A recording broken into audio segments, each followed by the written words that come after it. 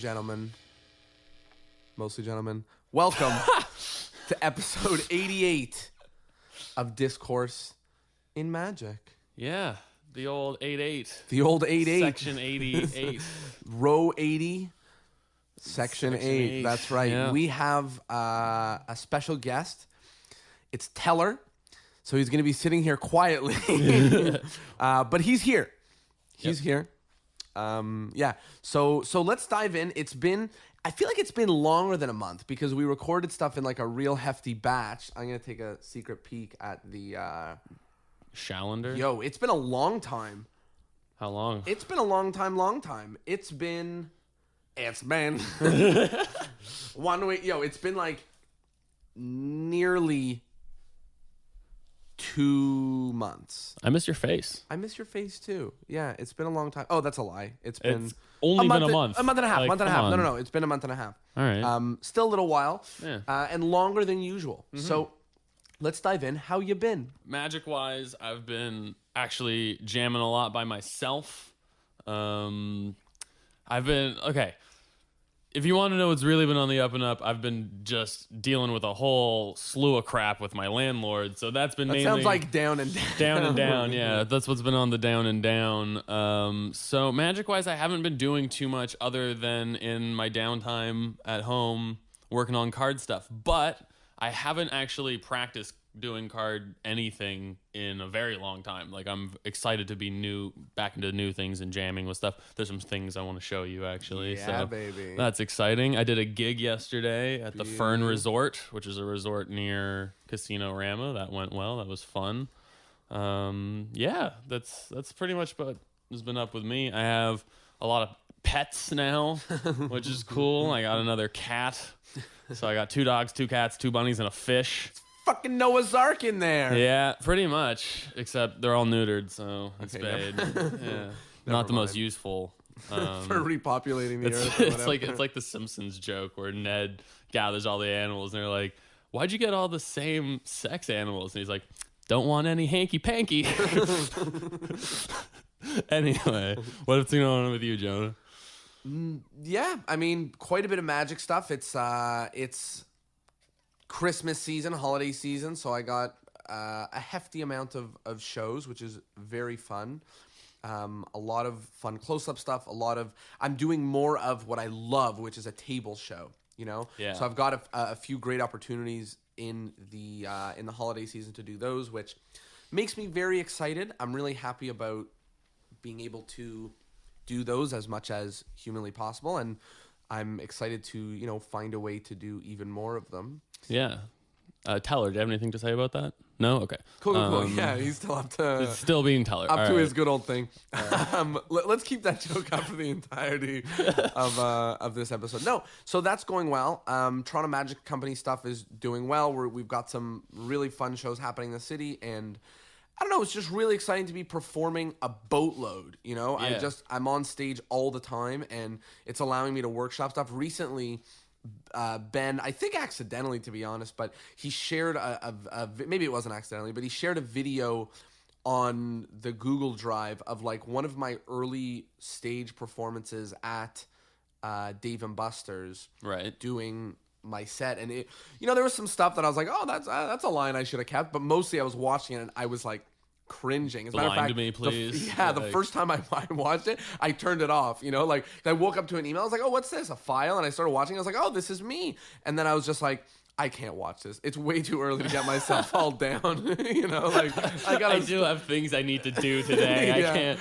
I gotta start to stay on a positive note. Yeah. So, but then I watched it afterwards, and I got some joy out of it. And I got some joy out of just like seeing where I'm at now and watching my stage magic really grow to where it is now. And I just showed you a video of like a fun clip from before, and I just I look good on that stage, and I'm doing new magic, and I'm working very hard now on a new show.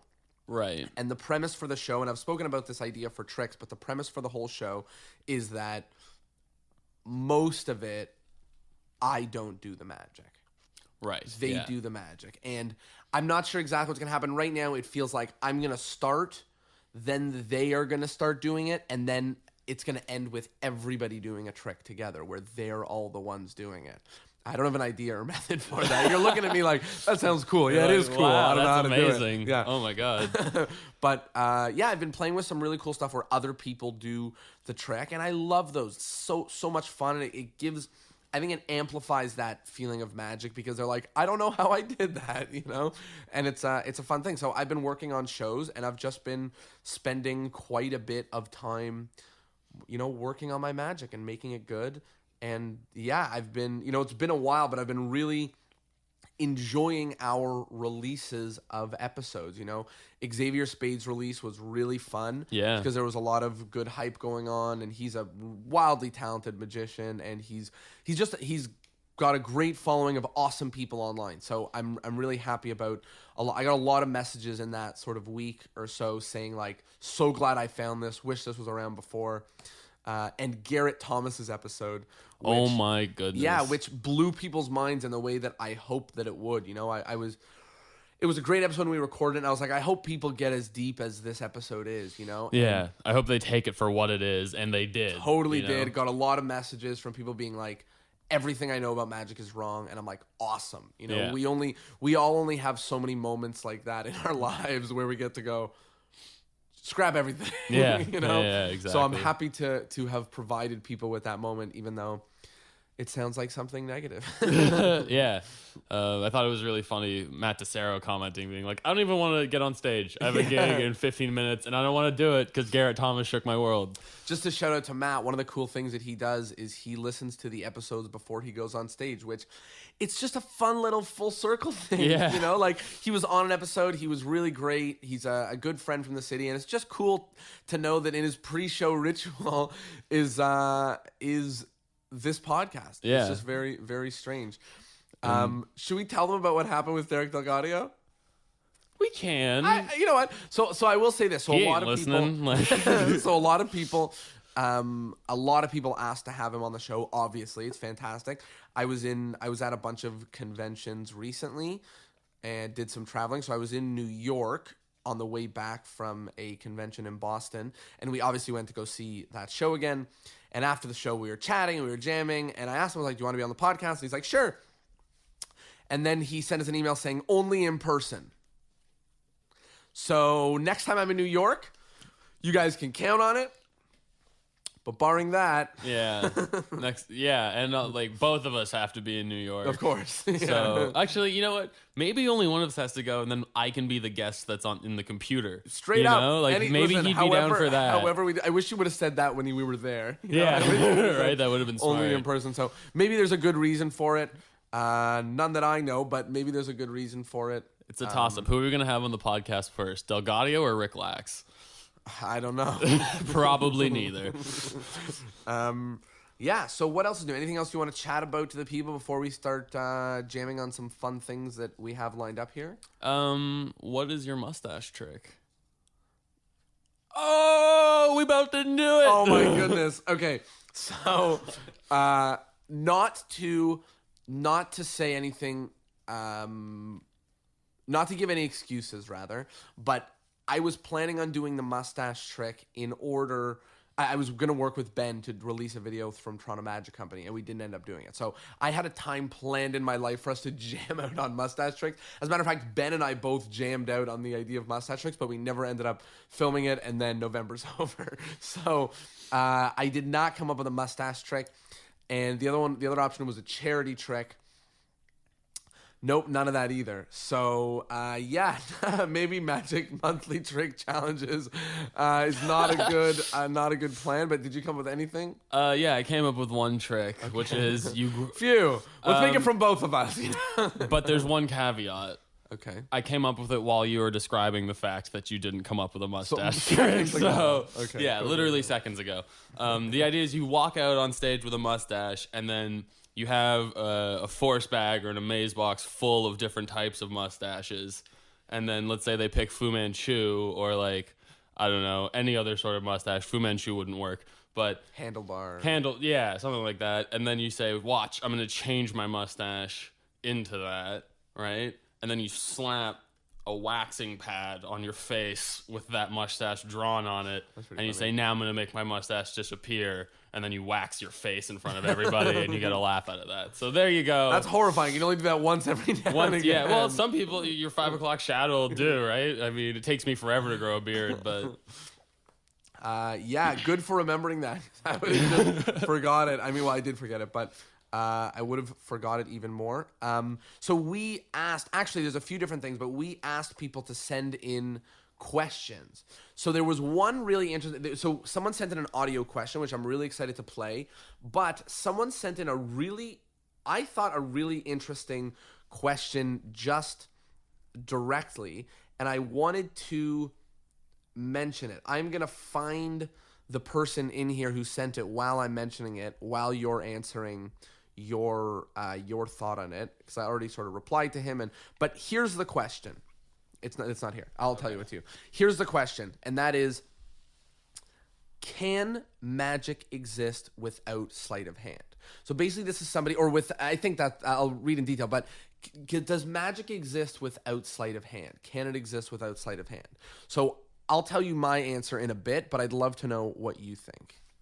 Yes. Why? Because not every trick in the market involves sleight of hand. Some of them are completely self-working.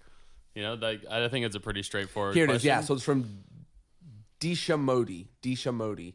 And that's exactly what I said. So I said that, yeah, there's some great tool that you can use that requires no sleight of hand. Other people can do everything, and you can end up with magic. But there's tricks that don't involve sleight of hand. But I thought it was an interesting question because, you know, a lot of people are working on their very difficult moves, and it's just a reminder that there's a lot of different methods. You know, maybe it's a mathematical method, psychological. Exactly. Absolutely. Like, it could be anything of that nature. And if you're struggling with technical stuff, you know, one of the big mandates that I've been excited about sharing from Discourse in Magic is, and I shared it alongside of Xavier's episode, because he was talking about the glorification of the performer. He was saying, why is everybody put the performer on a pedestal? They're only doing other people's stuff, right? Right. And the thing that I continue to share, which we've shared before, is that there is so much to magic that wherever you feel comfort in, you can do that. If you want to be a performer, great. You want to be a creator, great. You want to be a historian, absolutely. You want to be a writer, sure. You want to help with stage production, amazing. You want to produce shows, like, there's so much to it. The only thing you can't do is real magic. That witchery is off the table. Yeah. But barring that, I mean, everything is totally legit. And I just thought that was a really exciting thing to remind people. And that email sort of reminded me about it because, you know, sometimes I find myself working on super difficult moves, or, like, you know, I come up with this, like, move that I'm trying to do, and I'm like, this is hopeless. I'll just stick with the stuff that I currently do, you know? Yeah. And it's just, you know, there's so much to magic. There's a lot of brilliant stuff. And, so I thought that was an interesting piece. Yeah. I mean, there's more to the question you could ask, where it's like, can magic exist without secrets? Right? Like, maybe not secrets, but I mean, like, if you take any of the effects, I think any of the effects in Juan Tamariz' book, verbal magic, would be okay. Yeah. They would meet this definition because you're just getting people to deceive themselves. Yeah. Right? But I mean, like, there's certain tricks that involve no sleight of hand, but there is a large level of deception and method behind it, you know? Like, there's a trap door or something ridiculous like that. But I guess I answered my own question with Juan Tamariz's verbal magic, so... So we also got, and this I'm really excited about, and if you guys are excited about this, I would love to hear more of these. We need to really promote it on these episodes, but we want you to send in your audio questions, which means we can play your audio live on the podcast. We can hear your voice, and we can talk about your question. So there's a question coming from Joel, and to be honest, I listened to it when it came in. Joel Greenwich. Who released Catalyst, which you should definitely check out, which is a beautiful, beautiful color. It's great. Talking about, like, busting your knuckles for some crazy magic. Like, so here is the audio question from Joel. Hey friends, first of all, I just wanted to let you know that I'm loving this podcast. So here's my question. If magic is an art form and art arguably aims to inspire and challenge, then what does magic inspire or challenge others to do? So I hear a lot of people talking about astonishment as like the end goal of magic. So another question that's a follow-up to my first is astonishment a means to an end, or is astonishment in and of itself the end? Whoo! Yeah, that's a real banger. My Lanta beans. Yes, there's so much going on there. I'm just literally writing notes on it. On the question. Yeah, not on even just the question, how to answer it. not even the answer. So there's a few different things there. I was really worried that we weren't going to have anything to talk about, but now no, we're there's plenty. set. And also, there's a secret in my phone which I think you're going to be really excited about. That's packed full of questions that I really want to bring out on this episode. So let's start with this question. Really beautiful. So, if I understand correctly, and we'll look at it again, but art. So if art seeks to inspire and challenge, what does magic inspire and challenge? And the follow-up question is astonishment what we're going for, or is astonishment the means to get to what we're going for? Yeah. So what do you think? Okay. I think magic is an art form, and I think art, I would agree with his definition that art's goal is to challenge and inspire. What the focus of magic is to get you to question things. And what you get people to question is up to the artists themselves. So a lot of people would say, I want people to question their reality and redefine what they accept to be true, right? Because you can easily be deceived. Let me show you how. Yeah. But it doesn't have to be that. That's a very common thing. A lot of magicians are on this sort of atheist path where they're like, don't believe in psychics, don't do this. But you can talk about literally whatever you want. Like, I think I have a learning disability, and I've wanted to do a show about that and use magic to show me overcoming my challenges and show that other people can overcome their challenges, or that, we're not that different by taking away people's abilities. Like, I can't read very well, so using like the 100th monkey principle or something like that. So because art is subjective and magic is art, magic in turn is subjective. So you can get people to think about and question whatever you want. It's just a matter of your intention, and you can use astonishment to do that, or you can just make people astonished if that's what you want them to do, which would be them questioning their reality, going, what's going on? I don't understand anything. Beautiful. So I have almost a similar answer, which is, so I would agree that art seeks to inspire and challenge, but, I had a very interesting definition of art a little while back, which came to me when I was thinking about a painting, and not a specific one, but I was thinking about the idea of like, if you look at a painting, whatever you say that is your commentary about it, whether you're saying, wow, that's nothing, how could they do something nothing, or whether you say, wow, that really makes me think of, the hunger crisis happening, whatever it is that you say, if you have something, then it has succeeded as a piece of art. Right. Well, I mean, not succeeded. I mean, I don't want to overcomplicate things, but like, no. It's meant to make you reflect upon the world. So there's sort of two approaches to art that I hear from artists, and there's the artist who wants people to look at their art and understand their artist statement, right? And there's people who write their artist statement but want people to have their own subjective opinion, exactly. Right? So on the note of they should take anything from it.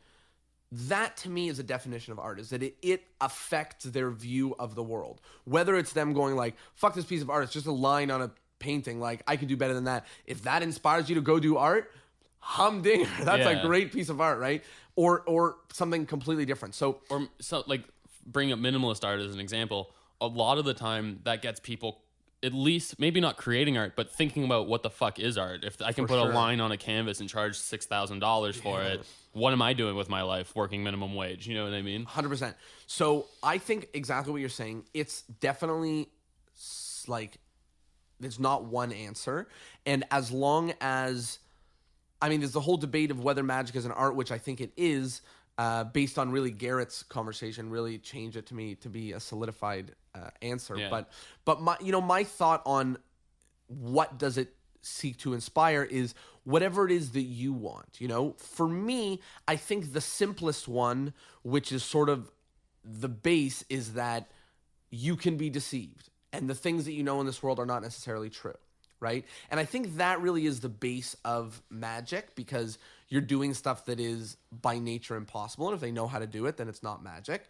So that, I think, is the base. But people do very incredible things with their magic that leads people to completely different conclusions. So that's really my thought on it. I mean, there's some things that I'm seeking for in shows and in performances. But for the most part, I think getting people to think about the world, whether they think about, wow, maybe like Trump is full of shit, or if they think to themselves, what a good guy Trump is. No. no, whether they think to themselves, wow, this guy practiced a lot. I feel like I could do a lot of things in this world if I practiced a lot, Yeah. Whatever it is, I think that it's sort of done its job as art in the manner of it inspiring and affecting Yes, people. and whether or not it inspires your intended inspiration. You know what I mean? If they go home and think, wow, that magician wasted his life, you still got them to think about something, and then it has an effect on people. And right? even if I don't want to make it seem like your magic needs to make people go home and think about the way their life is, even if they're just like, wow, that was impossible, and it's just a piece in their brain of it being impossible. I always challenge magicians when they say this trick is so that people can understand, how amazing the world is, or something like that. This is about chaos theory or whatever. Or I say to them, are you sure that at the end of the day people leave this and say, wow, the world's an amazing place? Or do you think they leave this and they go, how the fuck did the card get inside the envelope? It's right? kind of like juggling is an art form, but there's no trick to it and there's no real message behind it. But I would still consider juggling a choreographed piece of art. 100%. So, and same, I've seen a dance where I'm like, wow, that was awesome. And I think about that dance for days longer, but I don't it doesn't challenge my view of the world, So that would be my initial thought. And then on the note of, is astonishment the goal, or is it a means to the goal? Which is basically what we're saying right there, which is is the astonishment the way for you to get your message across, or is astonishment the thing? And sucks for this to be the answer, but I think it depends. And I think that both are fine. We've all seen pieces of magic, and it's especially true as magicians, that we stay up all night because we don't know how it works, because we're astonished, not because we're inspired about the world or anything. It's just because we're like, how did that happen? It doesn't make any sense, So, and then there's other things like Derek Delgadio's show, which is a great example, where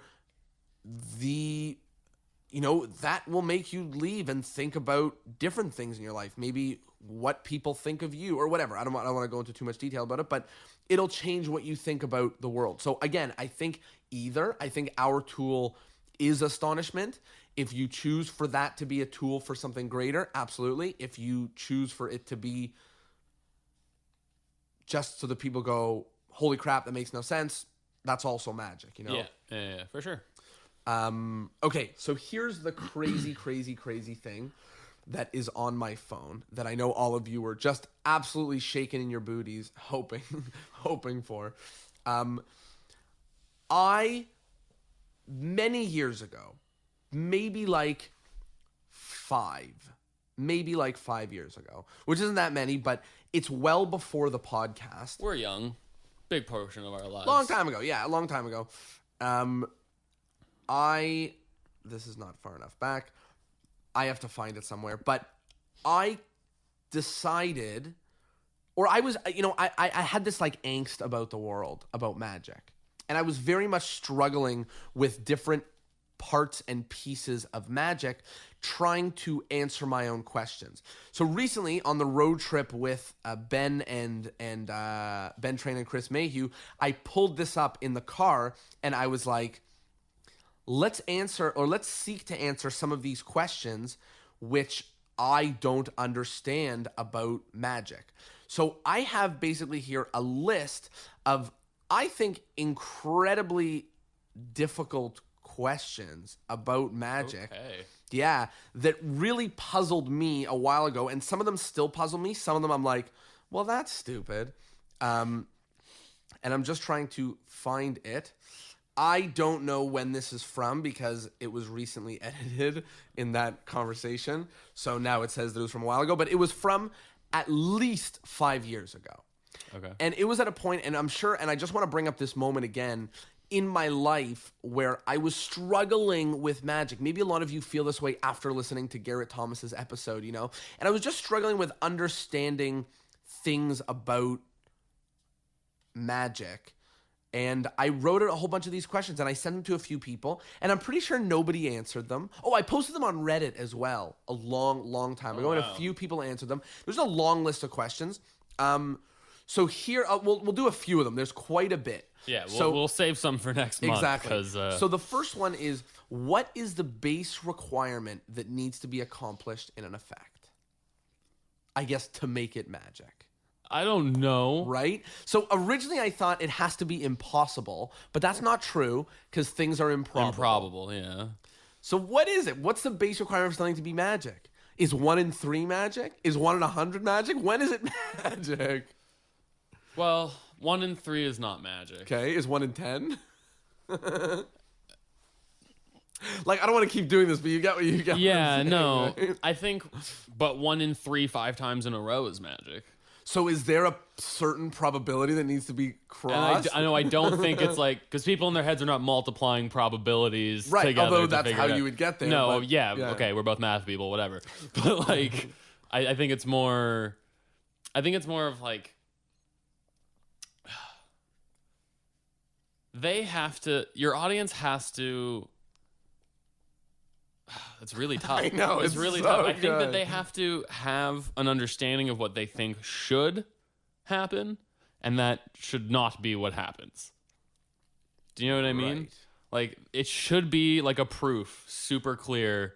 A equals B, B equals C, A equals C, except there's a Z because we're doing magic. Yeah. You know what I mean? There has to be something, like a kink in the chain, but you still end up in a, well-rounded place. So is that really where because the only thing that stops me from saying magic is doing something impossible is the option of something improbable, which is often the introduction of mentalism, Yes. right? Like the which hand routine with a coin, to know which hand that's going to be in. How many times do you do it until it's magic, right? Ambitious card, the first time you do it, it's magic. Right. It's impossible. Which hand is the coin in, and you know time after time again, if you make one mistake but you do it 10 times, is it magic? Might they think you're guessing? Yeah. So I still don't know. My answer is along the lines of, I don't know, the confidence in the improbability, right? Like that plays a role. Like if I That's say, huge. That's right, absolutely like huge. if I say cut to a card and it's a 10 of spades, and you cut and it's a 10 of spades, 1 in 52 times that trick will work, right? So is it not magic 51 times? And it's magic that one time? Or is it a fluke, So to me, it has to do a lot with the intentionality of it.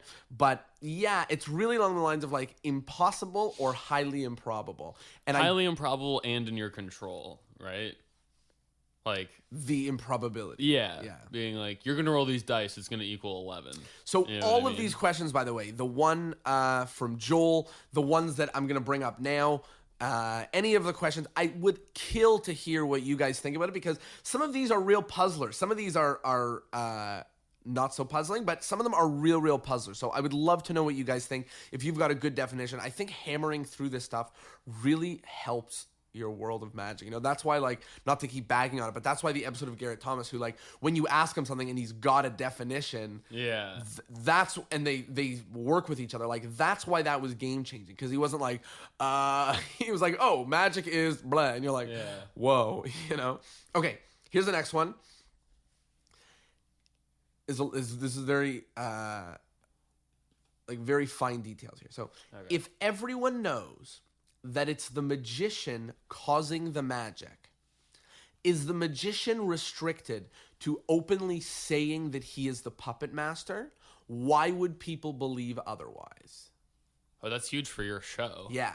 And you can see that I've grown into this idea of the show as time has gone on, right? So the question is like, if you're, and really, I want to put this in the light of on stage, because of course you could walk up to somebody and do something that is magical, and you can't play yourself. You don't play yourself off as a magician, you know? You say like, oh, I've got a card in my wallet, by the way. I just have people name cards. Name one, and then name one. You go, oh, wow, that's a real fun coincidence. And you never mention being a magician again. That's one thing. But let's talk about you're on the stage. Okay. You're on the stage. I really have to look at it again to read it.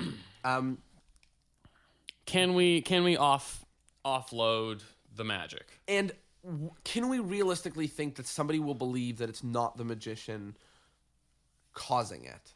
No. So if you're on a stage, you are by definition causing it. I've never had someone say, how did I do that, sincerely. They've always either just tried to steal the spotlight in a joking, fun moment, or they're like, oh, how did I do that? Ha ha ha, great trick, bud, thanks. You know what I mean? That's my experience. The other thing I'll say is, even if you are standing hands free and it's a stage tech with a string and you know what I mean? Like, you're not doing anything. You know, you're literally just there. If they say your name when the house lights come up, or the stage lights come on, then you're the one doing the magic. So it's your show. So my challenge is, and so I agree, if they say, welcome, magician, la la la la, it's over. My challenge is, what if they say, welcome, comedian, or welcome, prize lecturer? That's fine, but then you're not doing a magic show. But what if magic happens over? Like, think about this. If you're in your science class. No, I get what you're bring in saying, a but you're special not a dude. magician in that. You're doing impossible things, right? Like, yes, okay, fine, but then you're not a magician offloading your magic. You're a scientist lying to your audience. Well, you're only lying about being a scientist, right? And you're telling them that they're doing things that they're not.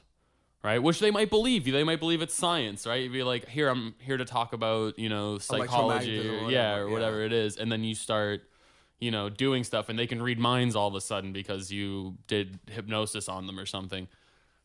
Yes, you are kind of being a magician in that scenario, but because it's not your title, I don't think you've successfully convinced your audience that you are a magician giving people magical powers. You've just convinced them of something that isn't true. So you think in no world, as a magician, you might be able to get somebody to think that they accomplished something? Not with the title of magician. If I went in as a spiritual consultant, right, and someone came and I was like, I'm going to get you're going to speak to so-and-so's dead grandmother, and you touch them, and then they say, her name was Pearl. Yeah. Like, then... That's my grandmother's name. Is it? Yes. Oh, okay. I knew that. Mentalism.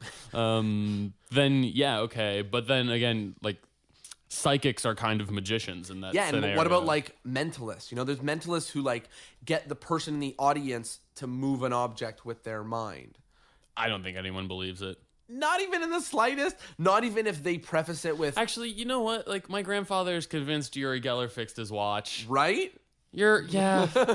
God damn it! It's so hard because I'm not a layman, and I haven't been for most of my life. That's why this stuff drove me crazy. That's why I wrote down these questions, because they were like banging around in my head. This though is what we wanted Discourse in Magic to be. Yeah, because this was us in your basement at 14, 15, going hard. That's why this exists. Like, this podcast exists because this shit drove me crazy. Yeah. For like years, and I was like, we need to have a podcast where we don't talk about method, where we talk about theory and philosophy, and business was later because it's sort of what I'm involving myself in very heavily. I'm going to change my answer. Good. You convinced me Good. 100% that yes, you can convince people. I don't think you should.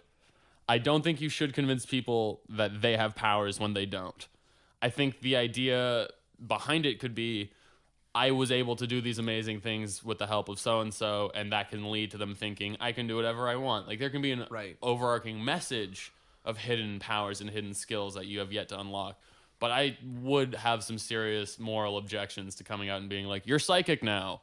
You know what I mean? And I would but agree. I think it's 100% doable. Yeah, and I would agree. And one of the caveats here is the definition of magic. And I'll go back to something that Garrett Thomas said, which is that they have to know that it's not real, Right. for it to be magic. They have to understand reality before you can flip it on them. Exactly. Yeah. So if you, in the realm of not convincing someone that they have legitimate powers, but in the lens of magic, which is I know this isn't possible, but it's happening, it's very hard for me to believe that someone can say, I know that this isn't possible, but I did it.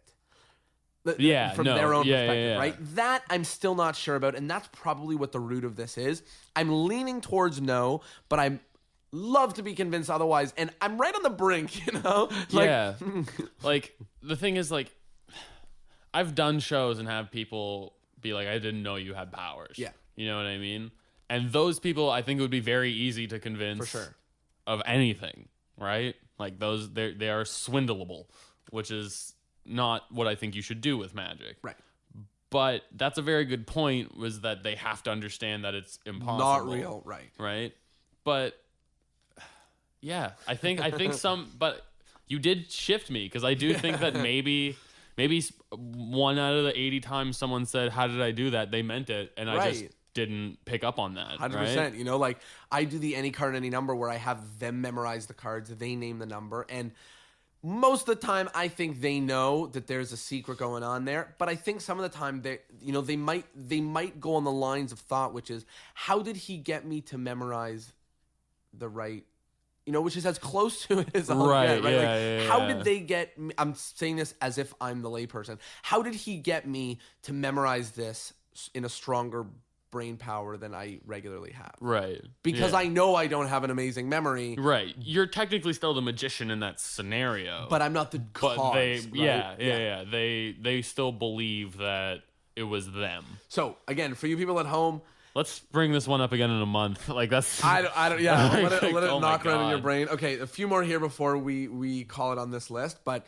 there's about 10 questions on this list.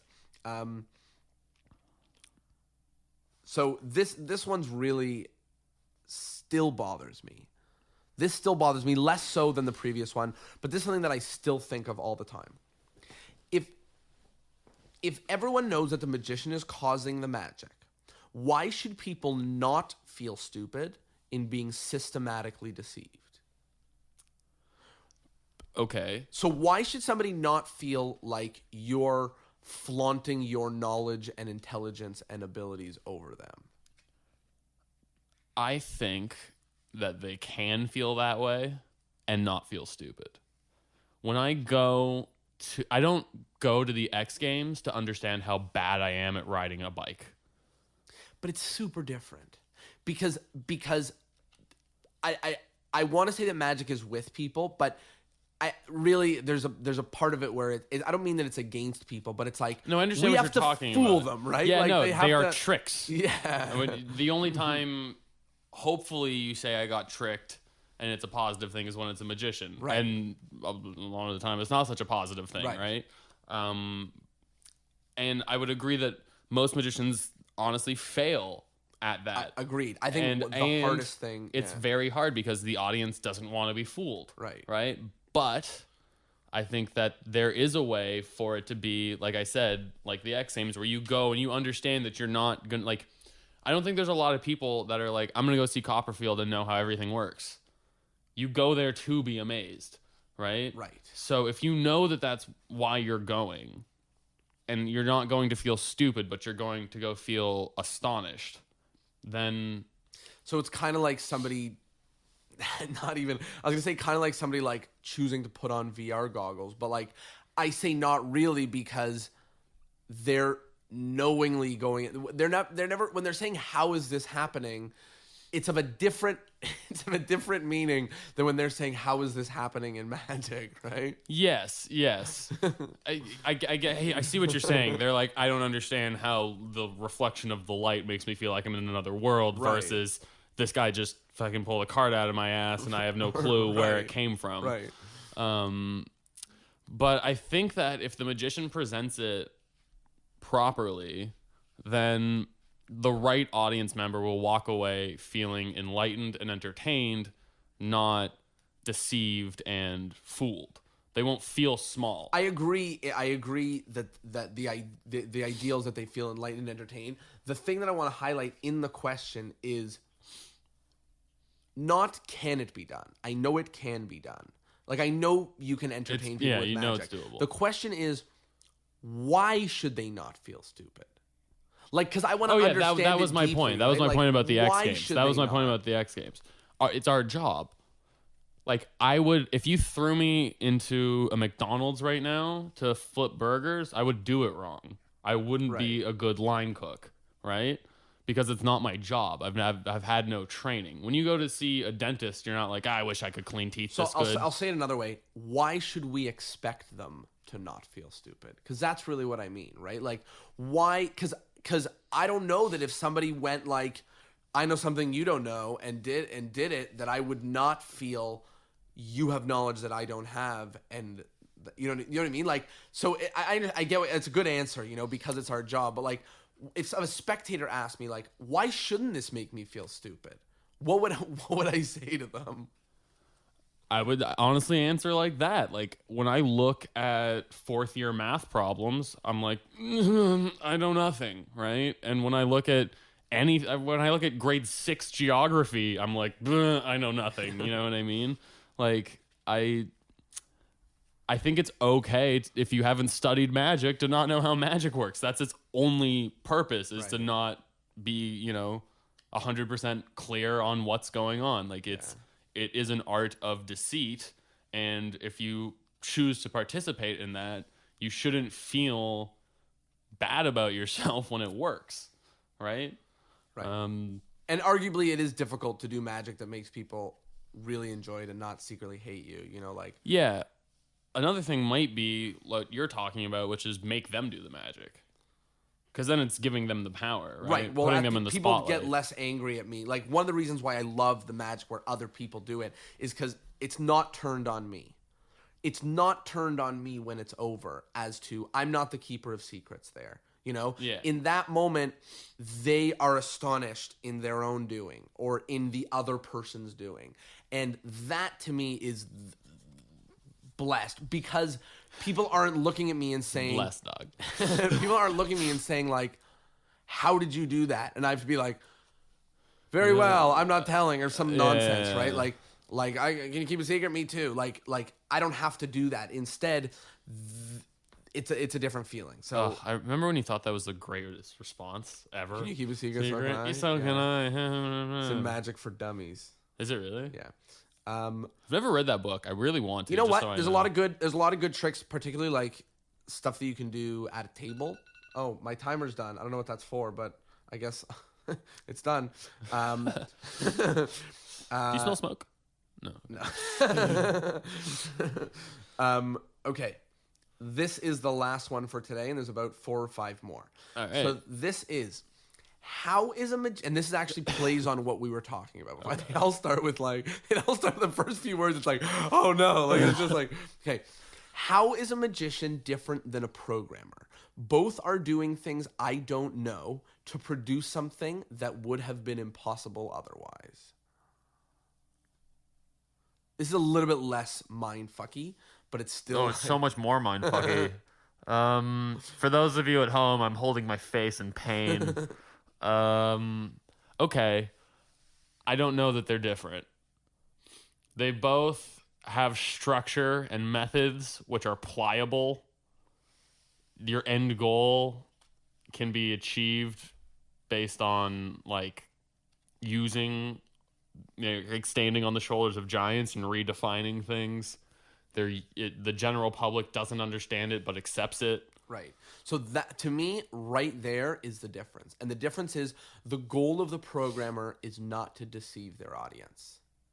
Right. They're not intentionally making their stuff ununderstandable. Their stuff just inherently is. It's just more difficult than the average person understands. The magician is instead trying to bewilder their audience. Right? Okay. Yeah. And like it goes back to the discussion again with Garrett Thomas, just because there's so much great stuff there about the helium balloon, right? Like I don't know how helium works. The first time I saw a helium balloon was baffling. My dad used to own a what's the word I'm looking for? I was gonna say party store. but Novelty shop. Novelty, that's the word. Yeah.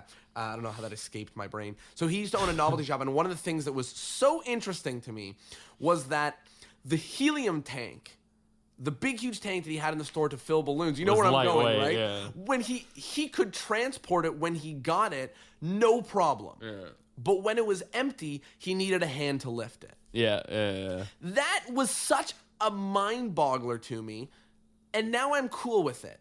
Yeah, now it's Right? all right. Now it Now- sits. It's really maybe because I took some chemistry classes in high school, but that doesn't really explain to me why it's lighter than air. I Yeah. just know that it's lighter than And like air. you only understand it enough. Of course, like you're not I a don't fucking really, physicist. You know, like, what I mean? don't know how my TV turns on when I press on. There's a magnet somewhere. Like, like I have no clue. But the creator of the TV wasn't doing it to be like, ha ha. Well, I mean, yes, he was sort of.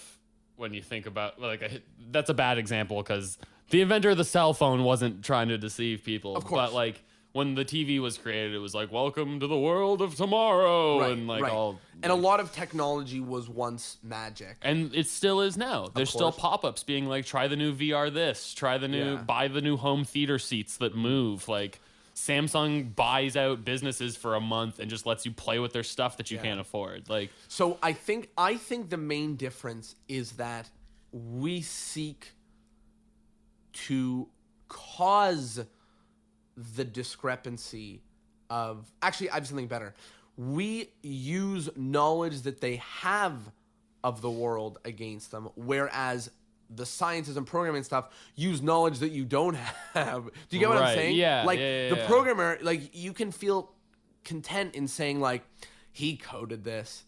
I can relax. You know, the TV, it's just been working. You know, I can relax. And arguably, if you can convince somebody that for some reason, when you shake your hand like this, you can make a card go from the middle to the top, that will grow less impressive. Yeah. If they feel comfortable with it. Our goal is to have them not feel comfortable with it. right, yeah. You want the programmers trying to integrate their software into everyday life. You know what I mean? Like, whether you're doing, you know, a practical software or it's an entertaining software, you still want people to use it. Yeah. Right? Whereas Magic, you want them to experience it and go, what the hell, and then want to experience it again, right? It's Or not supposed to be want to accepted. bask in its impossibility or whatever the case may be. Yeah, right? exactly. So yeah, we'll stop there, but there's still about like 4 or 5 more that I'm really pumped about because they're real Yeah, this bangers, is- right? this is Like exciting. Like whatever it was, like 16, 17-year-old Jonah was a fucking thinker. Yeah, you know, shit. a real puzzler. Let's get Garrett Thomas on again. Like, Answer goddamn. these questions, Yeah. Garrett. I might send them to him once we've gone through them all. I might just send them to him and say, Yeah, "What do you think?" answer him on a live stream or something. But on that note, you know, I just want to mention how powerful great questions are in this podcast and in the growth of your own magic. You know, like you literally said that these things are going to change the way you think about magic. And me looking at these questions enlightens the fact as to why I'm on the path right now to do more magic, that other people are the doers of the magic, right? Right. It enlightens me that however many years ago this was on my mind, the idea of can they believe that the magician is not the doer of the magic, you know? So these big questions have a big effect, and that is my way of asking you, if you're listening this to right now, to ponder a question, think of something. It can be a simple one. It can be one that gets answered very quickly, like Rohit's question, which is a great question. Or it can be one that's like a mind boggler, but I highly encourage you to send in your questions, whether in text form, if you want to hear more of our voice, we can read it, or if you want to send an audio, we would love to hear it. And yeah, so I really would love for these episodes to be very like, you know, us Engaging jamming and on our let's- philosophical yeah, things and yeah. people giving their thoughts. Let's like, keep it going, God right? damn it. Anything else you want to chat about on this thing? Are we scrapping challenges? We can put up another one. I mean, Christmas, obviously, right? yeah, Christmas challenge, New Year's challenge, Hanukkah challenge, whatever your Kwanzaa if you want. yeah, whatever your holiday time challenge. Was and it if Ramadan, is that happening? I don't know, but also that's not a real positive one, if I remember. Right, Diwali. That's That the sounds one. right. That's Yeah, the one. Yeah. Although I don't know where that lands on the calendar year, but Do whatever you want. whatever. Holidays. Some sort of holiday or New Year's if you're not into that stuff. yeah, some sort of holiday thing. I'm going to try better this time, try to do it sort of independently. And yeah, I like that idea of getting the challenges going. Keep your questions, keep your challenges, and recommend us people to have Well, on the don't keep podcast. them. Give them to us. Give them. Don't keep them. And if you've got other people you want us to have on the podcast, send them our way. I'm going to write something down to you because I don't want to say it out loud if it's... We could hit the pause button on the No, screw recording. that. No, okay. Killing time again. Do we Another trip to the out water. loud talk about this or no? Not yet. Right. I think Not we yet. should, but not yet. Secret. We should talk about this, but not yet. Yeah. Yeah. Otherwise, thank you guys so much. I feel like, did I talk about my trip? I'll just give a quick shout out. I was at SamCon in Buffalo, which was really fun. Spent some time with some cool magicians and just jamming. Actually, this was what I wanted to mention, and I didn't even mention this to you. In Boston and in New York, I posted on the Discourse in Magic Instagram saying I'm going to be in Boston and New York. Anybody there? And I had 2 different people in Boston come out to meet and to jam. They came out to the convention and to Ben's lecture. And I had people come out in New York to jam as well. And like that to me was one of the most baffling experiences of my entire life, just because the reach, I'm just beside myself with the reach of this thing and how it's able to get there. So I want to give a few quick shout outs to different people. The first shout out goes to George Madrid. Thank you so much. He told me when he got there, he was like, I've listened to almost all of your episodes, which is super, super exciting for me. And then he was like, I've now listened to all of them, which is really fun. The next shout out goes to Craig Hollingsworth. These are the 2 guys that met up in Boston. One of them, George, he bought all of Ben's lecture notes. He was like, I bought it because I loved your interview. And I was like, Ben, should I get a commission? I think that I should get a commission. And then the other one goes to Benjamin May in New York. Just really, really cool to me. And Benjamin did some incredible ring magic. Some of the craziest things I've ever seen in my entire life. So, yeah, big shout out to the 3 of you. Hopefully you all hear this. And yeah, I just think it's so cool that stuff actually happened. Yeah, like real people. My goodness. Yeah, real people. Real people. Not fake people. Straight up real people. So big thank you to you guys. And one more thing just to mention is I spend way too much time on media, social media, all the things. So reach out, say hi, let me know what your thoughts are. Feel free to send an email, a voice note, anything like that, things of that nature. I always answer everything. I do not have that much of a life. So thank you guys so much. I feel like we're so void of a wrap-up without our usual wrap-up with people. Right, You know? yeah. Anything you want to send them off with? Happy holidays, I guess. Happy holidays. And you know what? Happy New Year. Yeah. Because the next time it will be 2018. it'll be 2018. Yeah, crazy. I know it's like a month my away when you're listening to this. goodness. But it will legitimately be 2018. And I just want to give you guys a big, huge Happy New Year. Thank you guys so much for being a part of this in 2017. 2017 is the first full calendar year that Discourse in Magic existed. What? Right? Because it was around in 2016 and 2017. And big things coming. So thank you guys so much. See you later. Keep on magician. Ciao.